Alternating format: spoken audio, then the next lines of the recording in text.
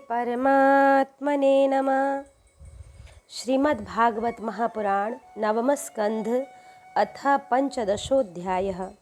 ऋचिक, जमदग्नि और परशुराम जी का चरित्र।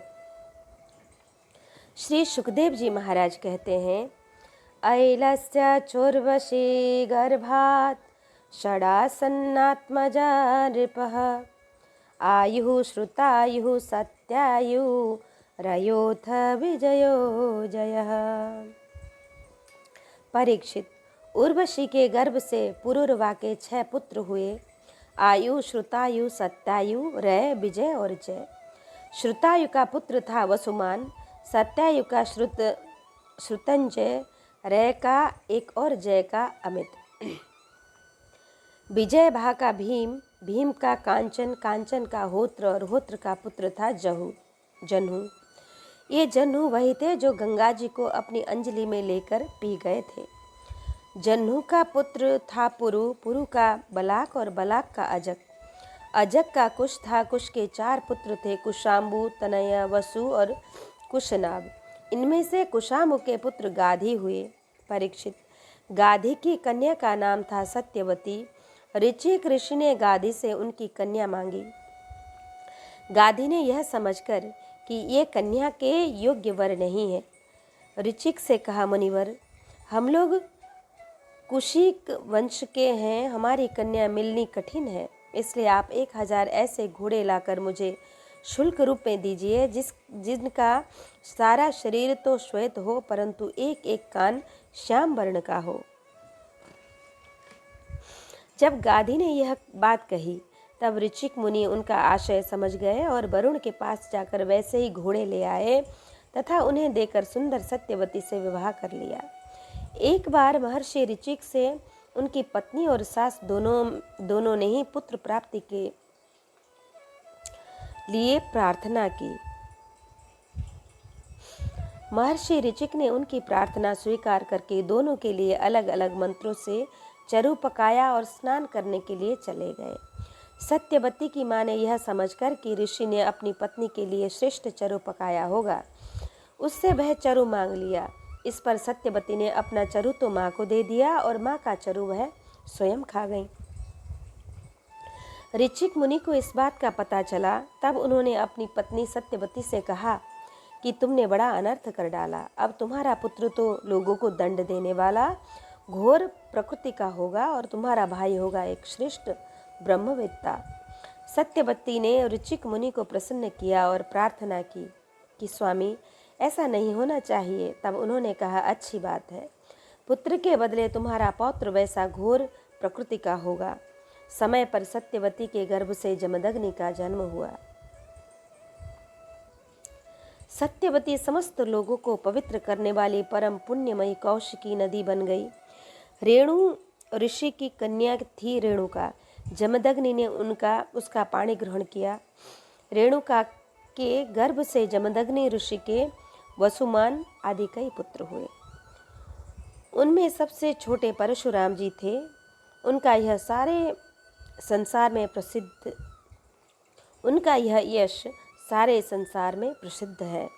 कहते हैं कि हय वंश का अंत करने के लिए स्वयं भगवान ने ही परशुराम के रूप में अंशावतार ग्रहण किया था। उन्होंने इस पृथ्वी को 21 बार क्षत्रियहीन कर दिया था। यद्यपि क्षत्रियों ने उनका थोड़ा सा ही अपराध किया था, फिर भी वे लोग बड़े दुष्ट ब्राह्मणों के अभक्त रजोगुणी और विशेष करके तमोगुणी हो रहे थे। यही कारण था कि वे पृथ्वी के भार हो चुके थे और इसी के फलस्वरूप भगवान परशुराम ने उनका नाश करके पृथ्वी का भार उतार दिया। तब राजा परीक्षित ने पूछा कि किम तदम हो भगवतो राजन्यैरतितात्मभिः कृतं येन कुलं नष्टं क्षत्रियाणाम भीक्षणशः। भगवान, अवश्य ही उस समय के क्षत्रिय विषय लोलुप हो गए थे, परंतु उन्होंने परशुराम जी का ऐसा कौन सा अपराध कर दिया जिसके कारण उन्होंने बार बार क्षत्रियों के वंश का संहार किया। तब श्री सुखदेव जी महाराज कहते हैं, हैहया नामधिपति रर्जुन क्षत्रियर्षभः दत्तं नारायणस्याश माराध्य परिकर्मभिः।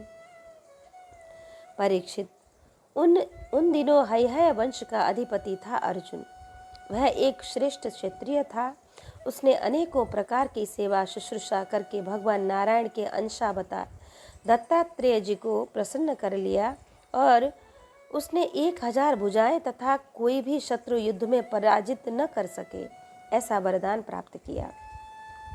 साथ ही इंद्रियों का अबाध बल, अतुल संपत्ति, तेजस्विता, वीरता, कीर्ति और शारीरिक बल भी उसने उनकी कृपा से प्राप्त कर लिए। वह योगेश्वर हो गया था। उसमें ऐसा ऐश्वर्य था कि वह सूक्ष्म से सूक्ष्म, स्थूल से स्थूल रूप धारण कर लेता। सभी सिद्धियां उसे प्राप्त थीं। वह संसार में वायु की तरह सब जगह बेरोक टोक विचरा करता। एक बार गले में वैजंती माला पहने सहस्त्रबाहु अर्जुन बहुत सी सुंदरी स्त्रियों के साथ नर्मदा नदी में जल विहार कर रहा था। उस समय मदोन्मत्त सहस्त्रबाहु ने अपनी बाहों से नदी का प्रवाह रोक दिया। दशमुख रावण का शिविर भी वहीं कहीं पास में ही था। नदी की धारा उल्टी बहने लगी जिससे उसका शिविर डूबने लगा। रावण अपने को बहुत बड़ा वीर तो मानता ही था, इसलिए सहस्त्रार्जुन का यह पराक्रम उससे सहन नहीं हुआ। जब रावण सहस्त्रबाहु अर्जुन के पास जाकर बुरा भला कहने लगा, तब उसने स्त्रियों के सामने ही खेल खेल में रावण को पकड़ लिया और अपनी राजधानी महिष्मति में ले जाकर बंदर के समान कैद कर दिया। पीछे पुलस्त्य जी के कहने से सहस्त्रबाहु ने रावण को छोड़ दिया।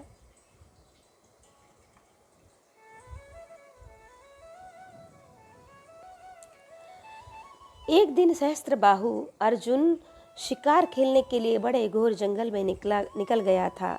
दैववश वहां जमदग्नि मुनि के आश्रम पर जा पहुंचा। परम तपस्वी जमदग्नि मुनि के आश्रम में कामधेनु रहती थी। उसके प्रताप से उन्होंने सेना, मंत्री और वाहनों के साथ हैहयाधिपति का खूब स्वागत सत्कार किया। वीर हैहयाधिपति ने देखा कि जमदग्नि मुनि का ऐश्वर्य तो मुझसे भी बड़ा चढ़ा है, इसलिए उसने उनके स्वागत सत्कार को कुछ भी आदर न देकर कामधेनु को ही लेना चाहा।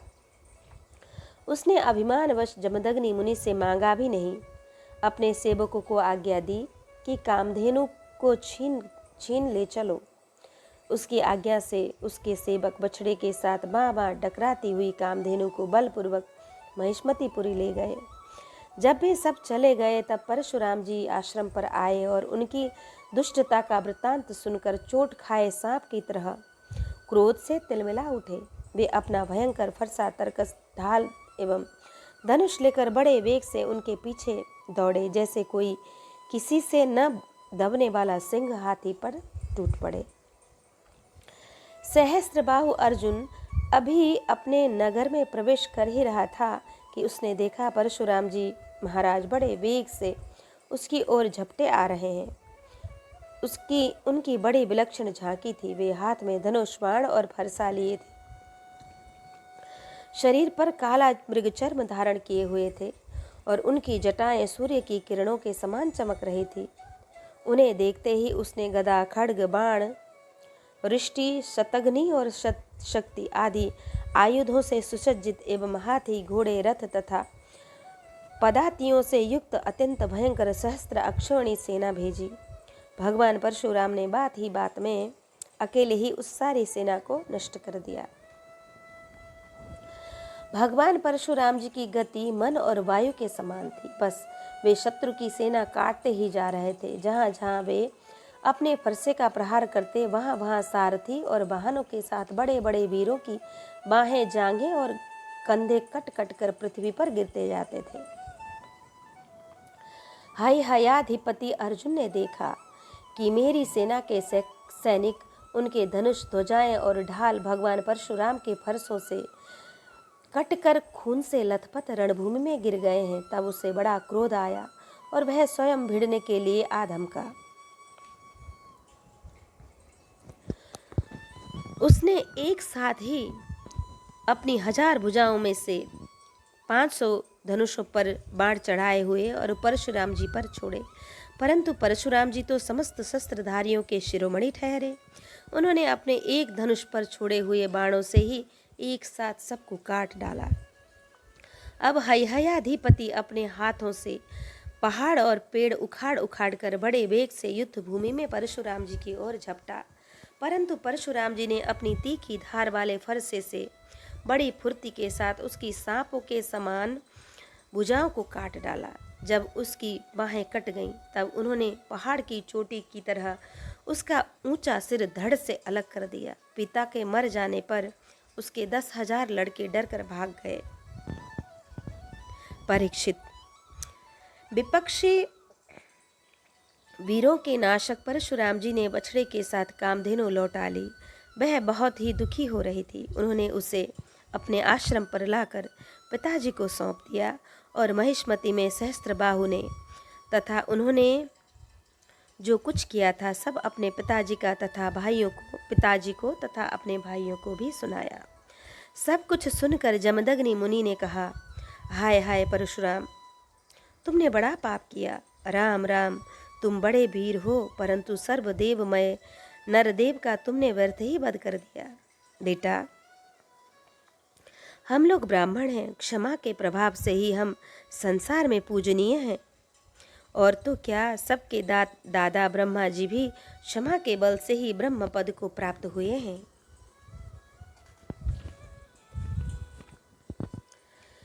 ब्राह्मणों की शोभा क्षमा के द्वारा ही सूर्य की प्रभाव के समान चमक उठती है। सर्वशक्तिमान भगवान श्रीहरि भी क्षमावानों पर ही शीघ्र प्रसन्न होते हैं। बेटा, सार्वभौम राजा का वध ब्राह्मण की हत्या से भी बढ़कर है। जाओ, भगवान का स्मरण करते हुए तीर्थों का सेवन करके अपने पापों को धो डालो। इति श्रीमद्भागवते महापुराणे पारमहंस्यां संहितायां नवमस्कन्धे पंचदशोऽध्यायः।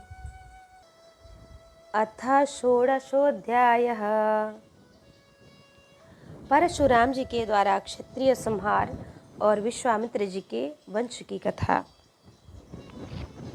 श्री सुखदेव जी महाराज कहते हैं, पित्रोपशिक्षितो रामस तथेपि कुरुनंदन संवत्सरं तीर्थयात्रां चत्वारि श्रममाव्रजत्।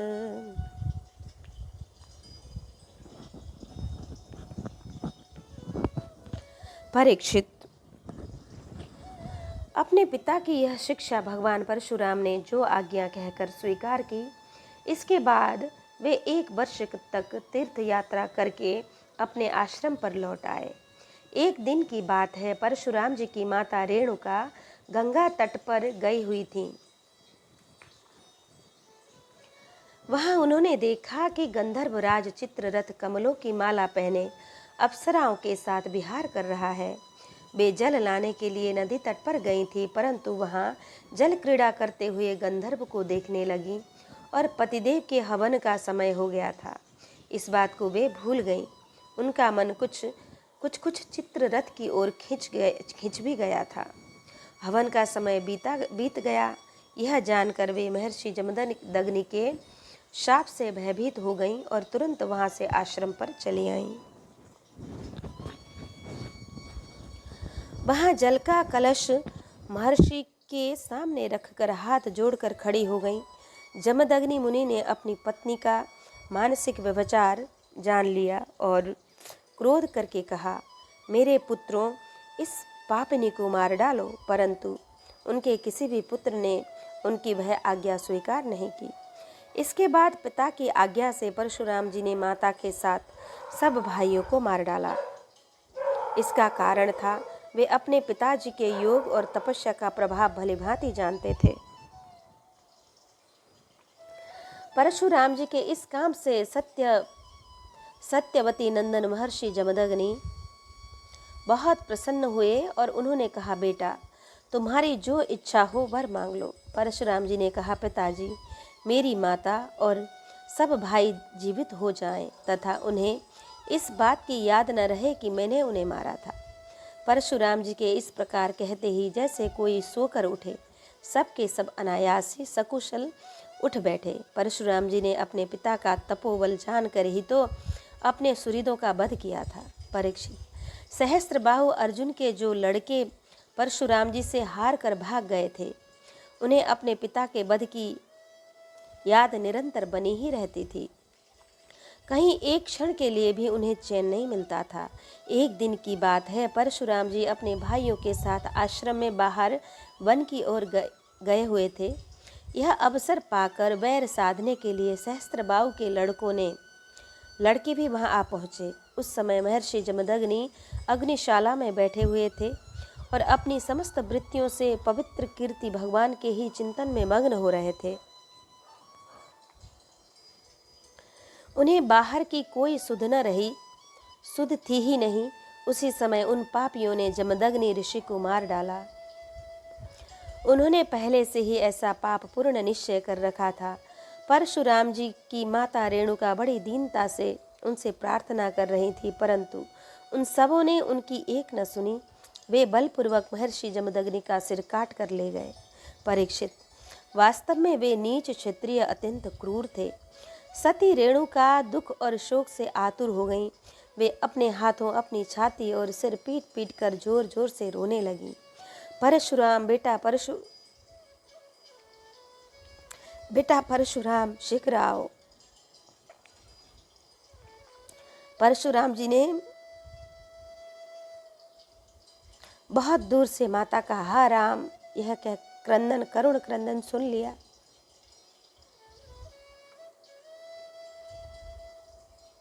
वे बड़ी शीघ्रता से आश्रम पर आए और वहां देखा कि पिताजी मार डाले गए हैं।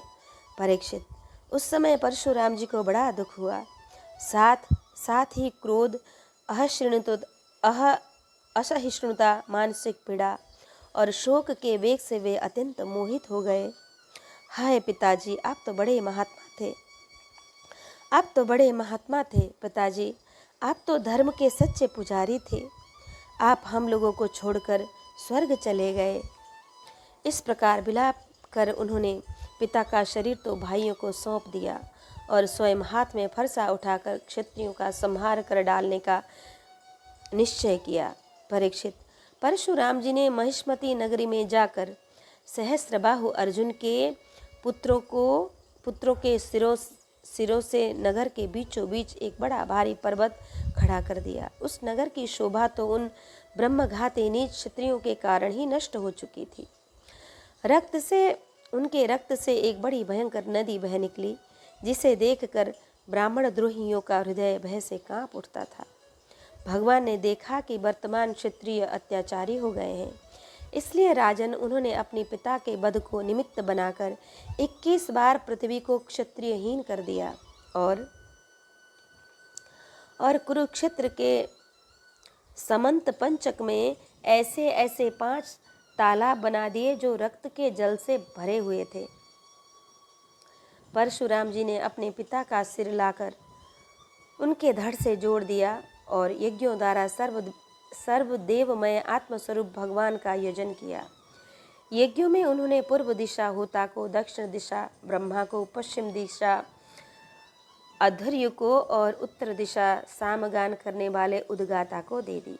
इस प्रकार अग्निकोण आदि विदिशाएं ऋत्विजों को दी। कश्यप जी को मध्य भूमि दी, उपद्रष्टा को आर्यावर्त दिया तथा दूसरे सदस्यों को अन्य दिशाएं प्रदान कर दी। इसके बाद यज्ञांत स्नान करके वे समस्त पापों से मुक्त हो गए और ब्रह्म नदी सरस्वती के तट पर मेघ रहित सूर्य के समान शोभायमान हुए। महर्षि जमदग्नि को स्मृति रूप संकल्पमय शरीर की प्राप्ति हो गई। परशुराम जी से सम्मानित होकर वे सप्तर्षियों के मंडल में 7वें ऋषि हो गए। परीक्षित, कमल लोचन जमदग्नि नंदन भगवान परशुराम आगामी मनवंतर में सप्तऋषियों के मंडल में रहकर वेदों का विस्तार करेंगे। वे आज भी किसी को किसी प्रकार का दंड न देते हुए शांत चित्त से महेंद्र पर्वत पर निवास करते हैं। वहाँ सिद्ध, गंधर्व और चारण उनके चरित्र का मधुर स्वर से गान करते हैं। सर्वशक्तिमान विश्वात्मा भगवान श्री हरि ने इस प्रकार भृगुवंशियों में अवतार ग्रहण करके पृथ्वी के भारभूत राजाओं का बहुत बार वध किया। महाराज गाधी के पुत्र हुए प्रज्वलित अग्नि के समान परम तेजस्वी विश्वामित्र जी। महाराज गाधी के पुत्र हुए प्रज्वलित अग्नि के समान परम तेजस्वी विश्वामित्र जी। उन्होंने अपने तपोबल से क्षत्रिय का त्याग करके ब्रह्म तेज प्राप्त कर लिया। परीक्षित विश्वामित्र जी के 100 पुत्र थे। उनमें बिचले पुत्र का नाम था मधुच्छंदा, इसलिए सभी पुत्र मधुच्छंदा के ही नाम से विख्यात हुए। विश्वामित्र जी ने भृगुवंशी अजितगर्त के पुत्र अपने भांजे शुनशेप को, जिसका एक नाम देवरात भी था, पुत्र रूप में स्वीकार कर लिया और अपने पुत्रों से कहा कि तुम लोग इसे अपना बड़ा भाई मानो। यह वही प्रसिद्ध भृगुवंशी शुनशेप था जो हरिश्चंद्र के यज्ञ में यज्ञ पशु के रूप में मोल लेकर लाया गया था।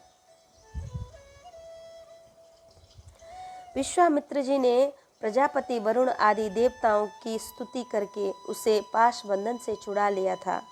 देवताओं के यज्ञ में यही शुनशेप देवताओं द्वारा विश्वामित्र जी को दिया गया था, अतः देवहिरातः।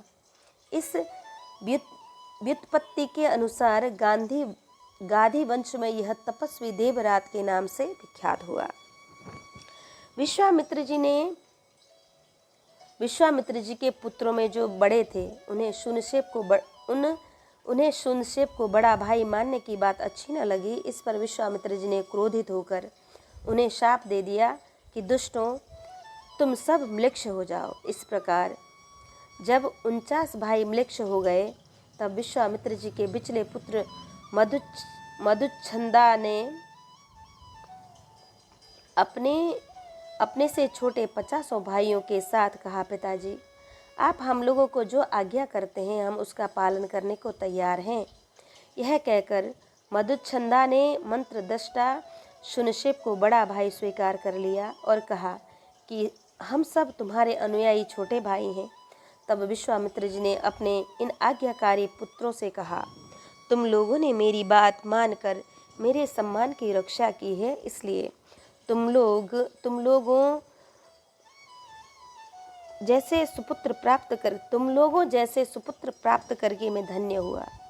मैं तुम्हें आशीर्वाद देता हूँ कि तुम्हें भी सुपुत्र प्राप्त होंगे। मेरे प्यारे पुत्रों, यह देवरात शुनशेप भी तुम्हारे ही गोत्र का है। तुम लोग इसकी आज्ञा में रहना। परीक्षित, विश्वामित्र के अष्टक, हारित, जय और क्रतुमान आदि और भी पुत्र थे। इस प्रकार विश्वामित्र जी की संतानों से कौशिक गोत्र में कई भेद हो गए और देवरात को बड़ा भाई मानने के कारण उनका प्रवर ही दूसरा हो गया। इति श्रीमद्भागवते महापुराणे पारमहंस्यां संहितायां नवमस्कन्धे षोडशोऽध्यायः। अथ सप्तदशोऽध्यायः। क्षत्रवृद्ध, रजि आदि राजाओं के वंश का वर्णन। श्री सुखदेव जी महाराज कहते हैं, यह पुरूरवसः पुत्र आयुस्तस्याभवन् सुता नहुष क्षत्रवृद्धश्च रजिरंभश्च वीर्यवान्। परीक्षित, राजेंद्र पुरूरवा का एक पुत्र था आयु। उसके 5 लड़के हुए, नहुष, क्षत्रवृद्ध, रजि, शक्तिशाली रंभ और अनेना। अब क्षत्रवृद्धि का वंश सुनो। क्षत्रवृद्धि के पुत्र थे सुहोत्र। सुहोत्र के 3 पुत्र हुए, काश्य, कुश और गृत्समद। गृत्समद का पुत्र हुआ शूनक। इसी शूनक के पुत्र ऋग्वेदियों में श्रेष्ठ मुनिवर शौनक जी हुए। काश्यप का पुत्र काशी, काशी का राष्ट्र, राष्ट्र का दीर्घतमा और दीर्घतमा के धन्वंतरी। यही आयुर्वेद के प्रवर्तक हैं। ये यज्ञ भाग के भोक्ता और भगवान वासुदेव के अंश हैं। इनके स्मरण मात्र से ही सब प्रकार के रोग दूर हो जाते हैं। धन्वंतरी का पुत्र हुआ केतुमान और केतुमान का भीमरथ।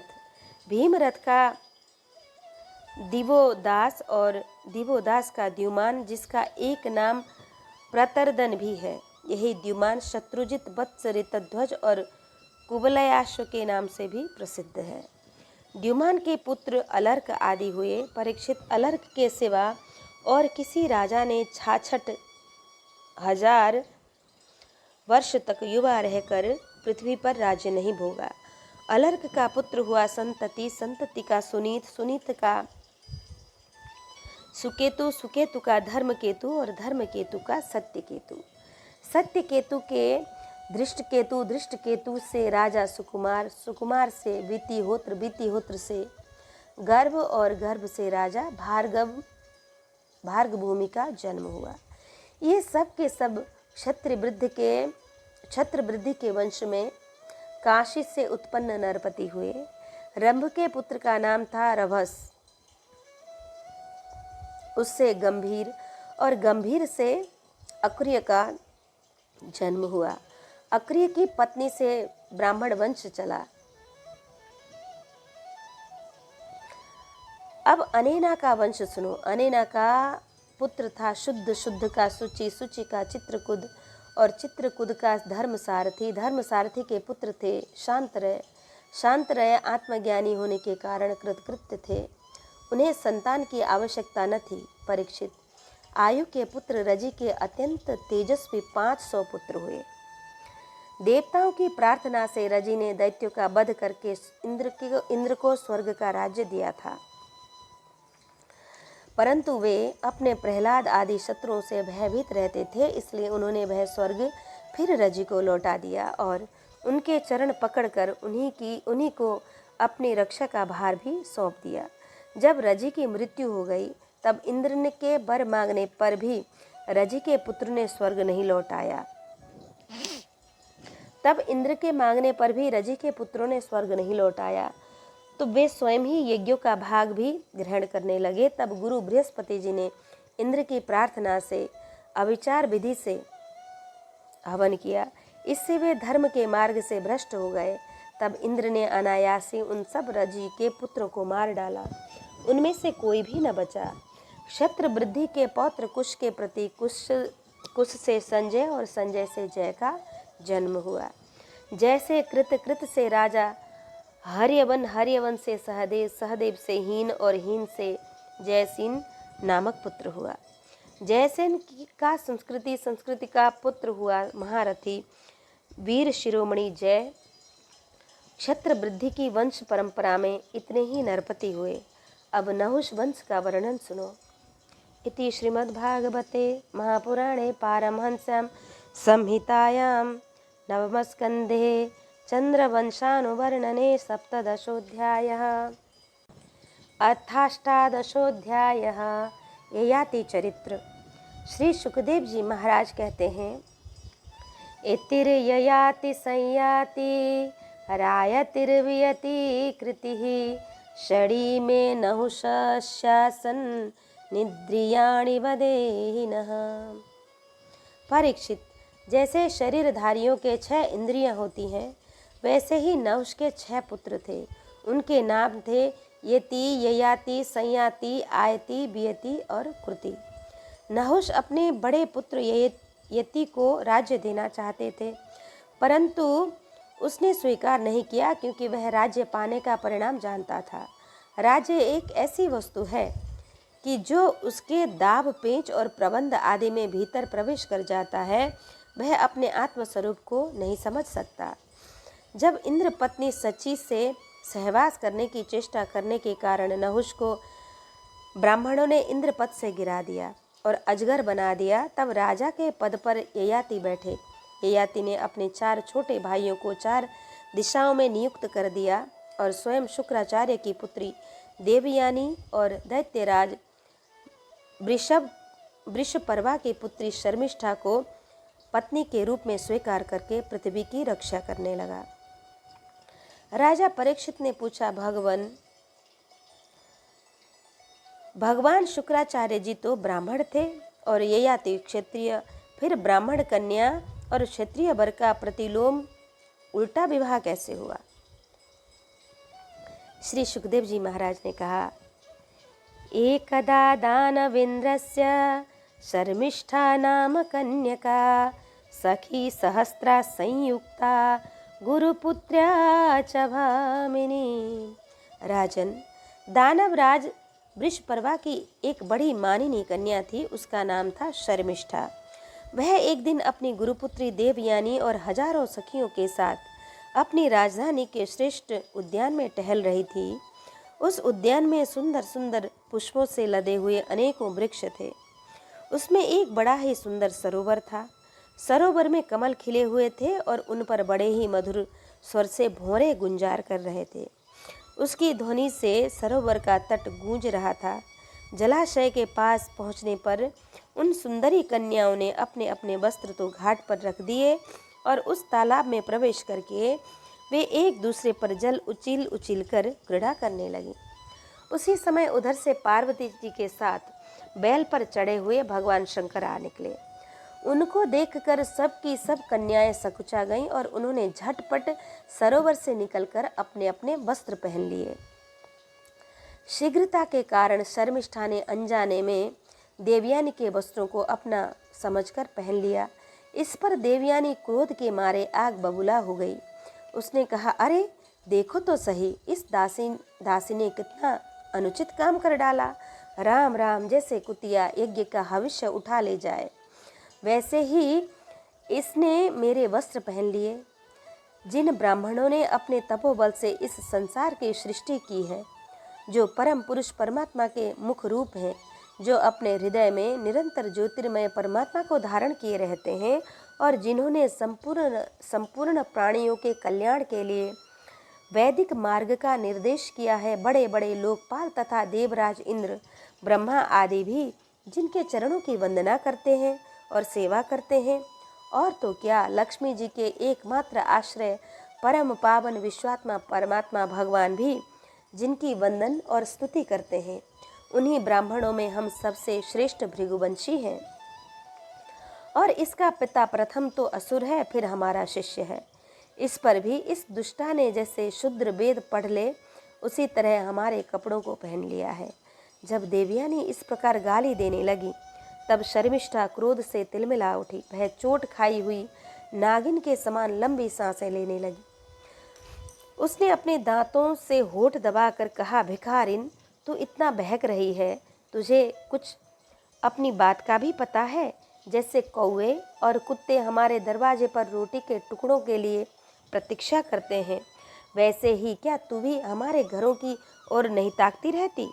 शर्मिष्ठा ने इस प्रकार बड़ी कड़ी कड़ी बात कहकर गुरुपुत्री देवयानी का तिरस्कार किया और क्रोधवश उसके वस्त्र छीनकर उसे कुएं में ढकेल दिया। शर्मिष्ठा के चले जाने के बाद संयोगवश शिकार खेलते हुए राजा ययाति इधर आ निकले। उन्हें जल की आवश्यकता थी, इसलिए कुएं में पड़ी हुई देवयानी को उन्होंने देख लिया। उस समय वह वस्त्रहीन थी, इसलिए उन्होंने अपना दुपट्टा उसे दे दिया और दया करके अपने हाथ से उसका हाथ पकड़कर उसे बाहर निकाल लिया। देवयानी ने प्रेम भरी वाणी से वीर ययाति से कहा, वीर शिरोमणि राजन, आज आपने मेरा हाथ पकड़ा है। अब जब आपने मेरा हाथ पकड़ ही लिया, तब कोई दूसरा इसे न पकड़े। वीर श्रेष्ठ, कुएं में गिर जाने पर मुझे जो आपका अचानक दर्शन हुआ है, यह भगवान का ही दिया हुआ किया हुआ संबंध समझना चाहिए। इसमें हम लोगों की या और किसी मनुष्य की कोई चेष्टा नहीं है। हे वीर श्रेष्ठ, पहले मैंने बृहस्पति के पुत्र कच्छ को शाप दिया था, इस पर उसने मुझे भी शाप दे दिया। इसी कारण ब्राह्मण मेरा पाणी ग्रहण नहीं कर सकता। बृहस्पति जी का पुत्र कच्छ शुक्राचार्य जी से मृत संजीवनी विद्या पढ़ता था। अध्ययन समाप्त करके जब वह अपने घर को जाने लगा, तो देवयानी ने उसे वरण करना चाहा, परंतु गुरुपुत्री होने के कारण कच्छ ने उसका प्रस्ताव स्वीकार नहीं किया। इस पर देवयानी ने उसे शाप दे दिया कि तुम्हारी पढ़ी हुई विद्या निष्फल हो जाए। कच्छ ने भी उसे शाप दिया कि कोई भी ब्राह्मण तुम्हें पत्नी रूप में स्वीकार न करे। ययाति को शास्त्र प्रतिकूल होने के कारण यह संबंध अभिष्ट तो न था, परंतु उन्होंने देखा कि कि प्रारब्ध ने स्वयं ही मुझे यह उपहार दिया है और मेरा मन भी इसकी ओर खींच रहा है, इसलिए ययाति ने उसकी बात मान ली। वीर राजा ययाति जब चले गए तब देवयानी रोती पीटती अपने पिता शुक्राचार्य के पास पहुंची और शर्मिष्ठा को जो कुछ किया था सब वह उन्हें कह सुनाया। शर्मिष्ठा के व्यवहार से भगवान शुक्राचार्य जी का भी मन उचट गया। वे पुरोहिताई की निंदा करने लगे। उन्होंने सोचा कि इसकी अपेक्षा तो खेत या बाजार में कबूतर की तरह कुछ बीन कर खा लेना अच्छा है। अतः अपनी कन्या देवयानी को साथ लेकर वे नगर से निकल पड़े। जब वृषपर्वा को यह मालूम हुआ तो उनके मन में यह शंका हुई कि गुरुजी कहीं शत्रुओं की जीत न करा दें अथवा मुझे शाप न दे दें। अतएव वे उनको प्रसन्न करने के लिए पीछे पीछे गए और रास्ते में उनके चरणों पर सिर के बल गिर गए। भगवान शुक्राचार्य जी का क्रोध तो आधे ही क्षण का था। उन्होंने वृषपर्वा से कहा, राजन, मैं अपनी पुत्री देवयानी को नहीं छोड़ सकता, इसलिए इसकी जो इच्छा हो तुम पूरी कर दो। फिर मुझे लौट के चलने में कोई आपत्ति न होगी। जब वृषपर्वा ने ठीक है कहकर उनकी आज्ञा स्वीकार कर ली तब देवयानी ने अपने मन की बात कही। उनसे कहा, पिताजी, मुझे जिस किसी को दे दें और मैं जहाँ कहीं जाऊँ। शर्मिष्ठा अपनी सहेलियों के साथ मेरी सेवा के लिए वहीं चले। शर्मिष्ठा ने अपने परिवार वालों का संकट और उनके कार्य का गौरव देखकर देवयानी की बात स्वीकार कर ली। वह अपनी 1000 सहेलियों के साथ दासी के समान उनकी सेवा करने लगी। शुक्राचार्य जी ने देवयानी का विवाह राजा ययाति के साथ कर दिया और शर्मिष्ठा को दासी के रूप में देकर उनसे कह दिया, राजन, इसको अपनी सेज पर कभी न आने देना। परीक्षित, कुछ ही दिनों बाद देवयानी पुत्रवती हो गई। उसको पुत्रवती देखकर एक दिन शर्मिष्ठा ने भी अपने ऋतुकाल में देवयानी के पति ययाति से एकांत में सहवास की याचना की। शर्मिष्ठा की पुत्र के लिए प्रार्थना धर्म संगत है। यह देखकर धर्मज्ञ राजा ययाति ने शुक्राचार्य की बात याद रहने पर भी यही निश्चय किया कि समय पर प्रारब्ध के अनुसार जो होना होगा हो जाएगा। देवयानी के 2 पुत्र हुए, यदु और तुर्वसु, तथा वृषपर्वा की पुत्री शर्मिष्ठा के 3 पुत्र हुए, द्रुह्यु, अनु और पुरु। जब मानिनी देवयानी को यह बात मालूम हुआ कि शर्मिष्ठा को भी मेरे पति के द्वारा ही गर्भ रहा था, तब वह क्रोध से बेसुध होकर अपने पिता के घर चली गई। कामी ययाति ने मीठी मीठी बातें, अनुनय, विनय और चरण दबाने आदि के द्वारा देवयानी को मनाने की चेष्टा की। उसके पीछे पीछे वहां तक गए भी, परंतु मना न सके। शुक्राचार्य जी ने भी क्रोध में भरकर ययाति से कहा, तू अत्यंत स्त्री लंपट, मंद बुद्धि और झूठा है। जा, तेरे शरीर में वह बुढ़ापा आ जाए जो मनुष्य को कुरूप कर देता है।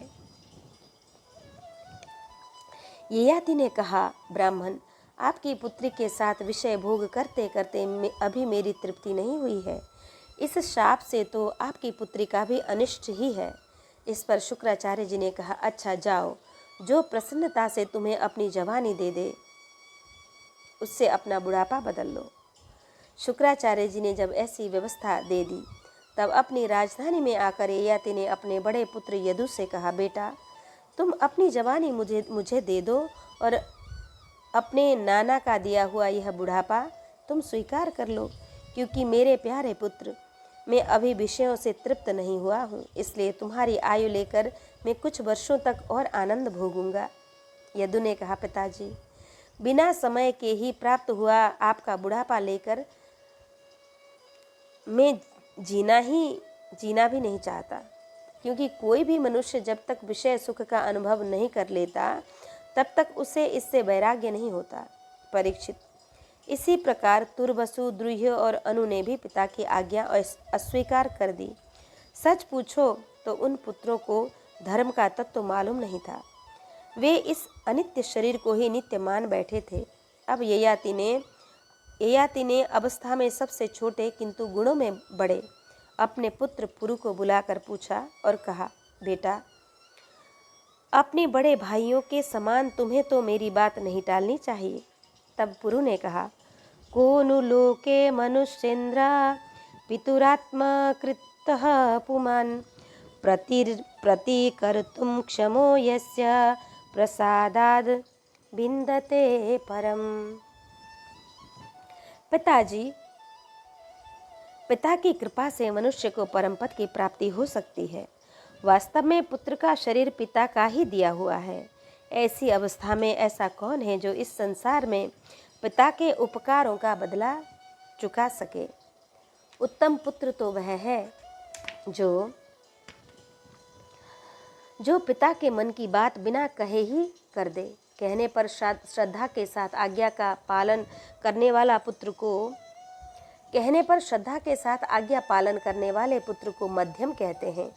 जो आज्ञा प्राप्त होने पर भी अश्रद्धा से उसका पालन करे वह अधम पुत्र है, और जो किसी प्रकार भी पिता की आज्ञा का पालन नहीं करता उसको तो पुत्र कहना ही भूल है। वह तो पिता का मलमूत्र ही है। परीक्षित, इस प्रकार कहकर पुरु ने बड़े आनंद से अपने पिता का बुढ़ापा स्वीकार कर लिया। राज्य ययाति भी उसकी जवानी लेकर पूर्ववत विषयों का सेवन करने लगे। वे सातों द्वीपों के एक छत्र सम्राट थे। पिता के समान भलीभांति प्रजा का पालन किया करते थे। उनकी इंद्रियों में पूरी शक्ति थी और वे यथावसर यथाप्राप्त विषयों का यथेच्छ उपभोग करते थे। देवयानी उनकी प्रियतमा पत्नी थी। वह अपने प्रियतम ययाति को अपने मन, वाणी, शरीर और वस्तुओं के द्वारा दिन दिन और भी प्रसन्न करने लगी और एकांत में सुख देने लगी। राजा ययाति ने समस्त वेदों के प्रतिपाद्य सर्वदेव स्वरूप यज्ञ पुरुष भगवान श्री हरि का बहुत से बड़ी बड़ी दक्षिणा वाले यज्ञों से यजन किया। जैसे आकाश में दल के दल बादल दिखते हैं और कभी नहीं भी दिखते, वैसे ही परमात्मा के स्वरूप में यह जगत स्वप्न, माया और मनोराज्य के समान कल्पित है। यह कभी अनेक नाम और रूपों के रूप में प्रतीत होता है और कभी नहीं भी। वे परमात्मा सबके हृदय में विराजमान है। उनका स्वरूप सूक्ष्म से भी सूक्ष्म है। उन्हीं सर्वशक्तिमान सर्वव्यापी भगवान श्री नारायण को अपने हृदय में स्थापित करके राजा ययाति ने निष्काम भाव से उनका यजन किया।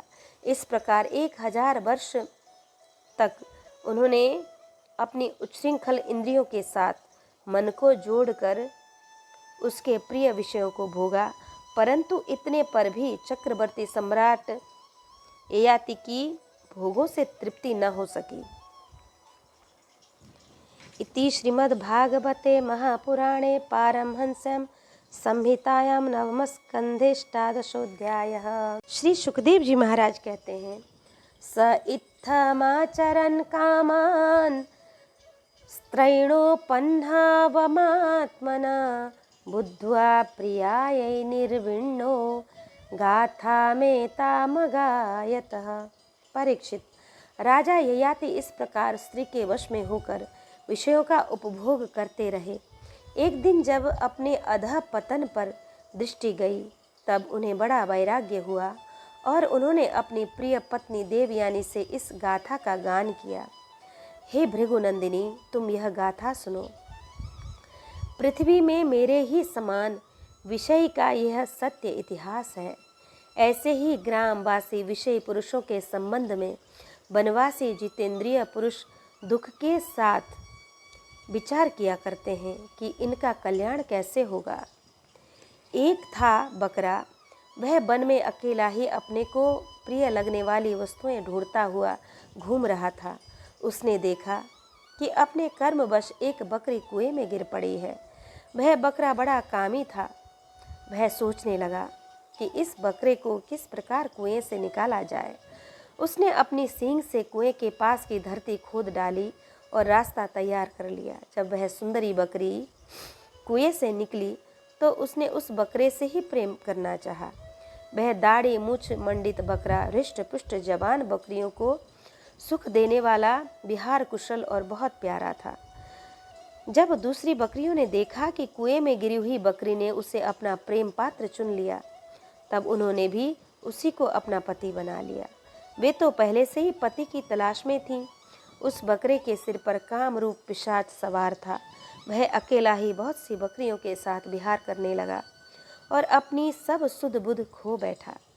जब उसकी कुएं में से निकाली हुई प्रियतमा बकरी ने देखा कि मेरा पति तो अपनी दूसरी प्रियतमा बकरी से विहार कर रहा है, तो उसे बकरे की यह करतूत सहन न हुई। उसने देखा कि यह तो बड़ा कामी है, इसके प्रेम का कोई भरोसा नहीं और यह मित्र के रूप में शत्रु का काम कर रहा है।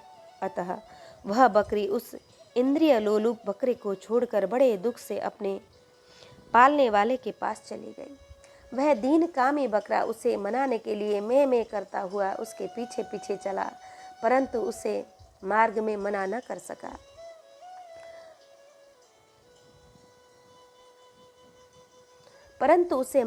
उसे मनाकर वापस न ला सका। उस बकरी का स्वामी एक ब्राह्मण था। उसने क्रोध में आकर बकरे के लटकते हुए अंडकोश को ही काट दिया, परंतु फिर उस बकरी का ही भला करने के लिए फिर से उसे जोड़ भी दिया। उसे इस प्रकार के बहुत से उपाय मालूम थे। हे प्रिय, इस प्रकार अंडकोश जुड़ जाने पर वह बकरा फिर कुएं से निकाली हुई बकरी के साथ बहुत दिनों तक विषय भोग करता रहा, परंतु आज तक उसे संतोष न हुआ। सुंदरी, मेरी भी यही दशा है। तुम्हारे प्रेम पाश में बंधकर मैं भी अत्यंत दीन हो गया। तुम्हारी माया से मोहित होकर मैं अपने आप को भी भूल गया हूँ। प्रिय, पृथ्वी में जितने भी धान्य, चावल, जौ आदि सुवर्ण पशु और स्त्रियां हैं, वे सब के सब मिलकर भी उस पुरुष के मन को संतुष्ट नहीं कर सकते जो कामनाओं के प्रहार से जर्जर हो रहा है।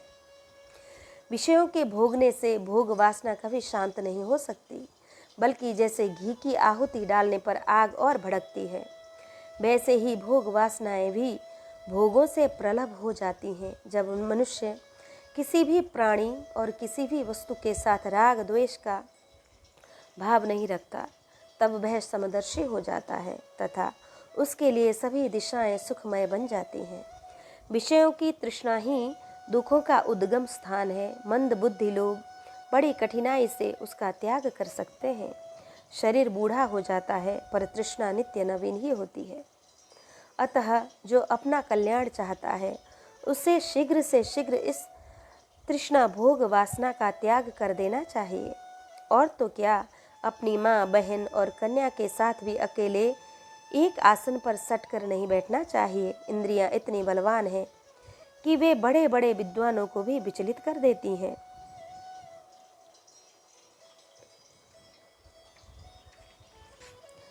विषयों का बार बार सेवन करते करते मेरे 1000 वर्ष पूरे हो गए, फिर भी क्षण प्रतिक्षण उन भोगों की लालसा बढ़ती ही जा रही है।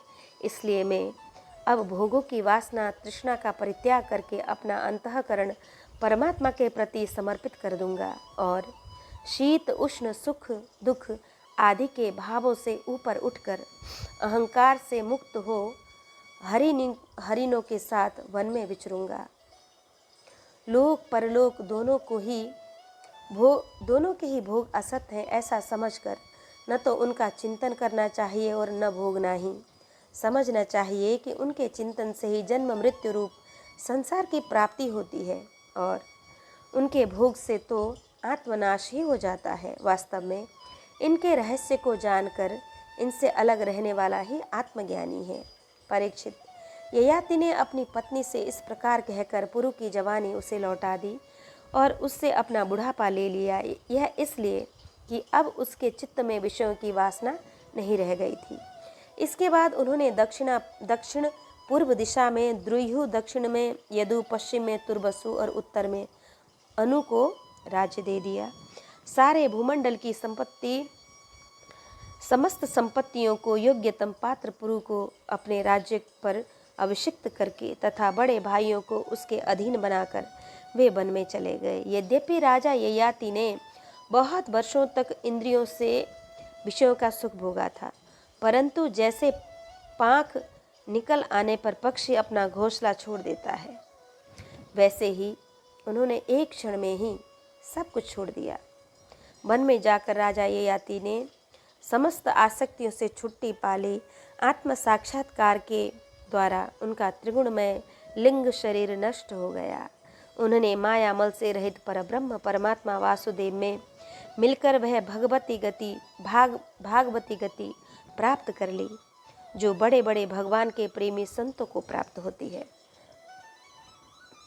जब देवयानी ने वह गाथा सुनी तो उसने समझा कि ये मुझे निवृत्त मार्ग के लिए प्रोत्साहित कर रहे हैं, क्योंकि स्त्री पुरुष में परस्पर प्रेम के कारण विरह होने पर विकलता होती है। यह सोचकर कि उन्होंने यह बात हंसी हंसी में कही है, स्वजन संबंधियों का जो ईश्वर के अधीन है एक स्थान पर इकट्ठा हो जाना वैसा ही है जैसा प्याऊ पर पथिकों का। यह सब भगवान की माया का खेल और स्वप्न के सरीखा ही है। ऐसा समझकर देवयानी ने सब पदार्थों की आसक्ति त्याग दी और अपने मन को भगवान श्री कृष्ण में तन्मय करके बंधन के हेतु लिंग शरीर का परित्याग कर दिया। वह भगवान को प्राप्त हो गई। उसने भगवान को नमस्कार करके कहा, समस्त जगत के रचयिता सर्वांतर्यामी सबके आश्रय स्वरूप सर्वशक्तिमान भगवान वासुदेव को नमस्कार है। जो परम शांत और अनंत तत्व है उसे मैं नमस्कार करती हूँ। कृष्णाय वासुदेवाय हरये परमात्मने प्रणतक्लेशनाशाय गोविंदाय नमो नमः।